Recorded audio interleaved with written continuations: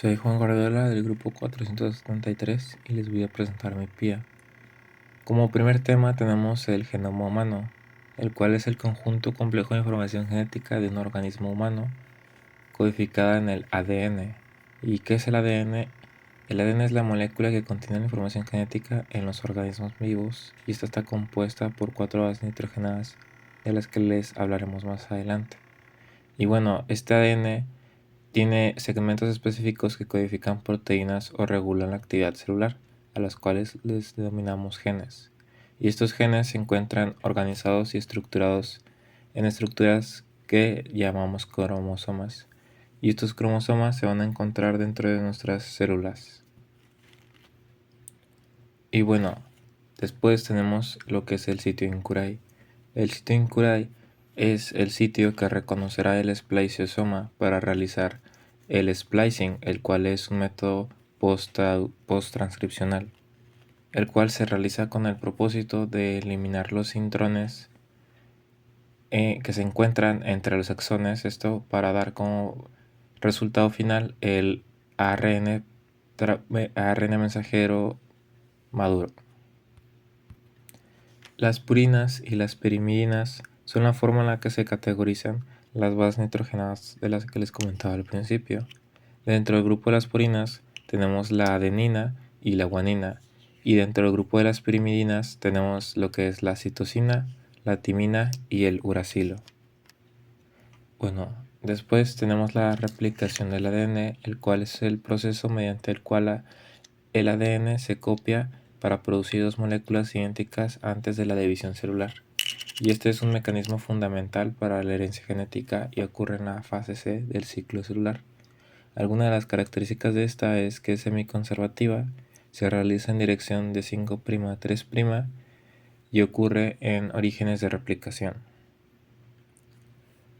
Después tenemos el proceso de la traducción, el cual es el proceso en el cual la información contenida en el ARN mensajero se convierte en una proteína. Este ocurre en los ribosomas, que pueden estar libres en el citoplasma o asociados al retículo endoplasmático rugoso en células eucariotas. Bueno, y de forma breve tenemos que los pasos de la traducción.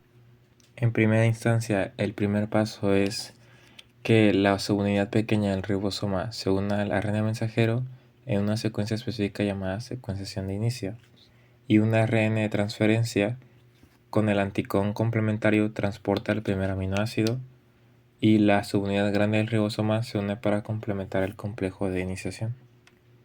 Y después, durante la elongación, se añaden aminoácidos a la cadena en crecimiento según la secuencia del ARN mensajero. Cada codón en el ARN es reconocido por un ARNT complementario que transporta un aminoácido específico, y se forman enlaces peptídicos entre los aminoácidos mediante la peptidiltransferasa. Y para dar por terminado este proceso, esto ocurre cuando el ribosoma encuentra un codón de terminación, como es el UAA, el UAG o el UGA, que no codifica para ningún aminoácido, y factores de liberación separan la cadena polipeptídica del ribosoma y se desambla, y la proteína recién sintetizada se pliega en su estructura funcional. Y por último tenemos lo que es el ciclo celular. El ciclo celular es el proceso mediante el cual una célula crece, se replica y se divide para formar nuevas células. Este proceso se divide en dos fases principales, el cual es la interfase y la fase mitótica o M. La interfase, que se le denomina como fase de crecimiento y preparación, es la fase más larga del ciclo celular y se divide en tres subfases. La fase G1, que es la primera, es donde la célula crece de tamaño, se sintetizan proteínas y orgánulos y se evalúa si las condiciones son adecuadas para la replicación del ADN. Después, en la fase S, que es en la síntesis de ADN, se replica el ADN duplicando el material genético y se forman dos copias idénticas de cada cromosoma. Después, en la fase G2, la célula sigue creciendo, se producen proteínas necesarias para llevar a cabo la división celular y se verifica que el ADN se haya replicado correctamente. para después pasar a la fase M, que es donde ocurre la división celular. En esta fase, las células dividen su material genético y su citoplasma para formar dos células hijas. Se divide en mitosis, la cual es la división del núcleo y del material genético, y la citocinesis, que es la división del citoplasma y la separación de las células hijas.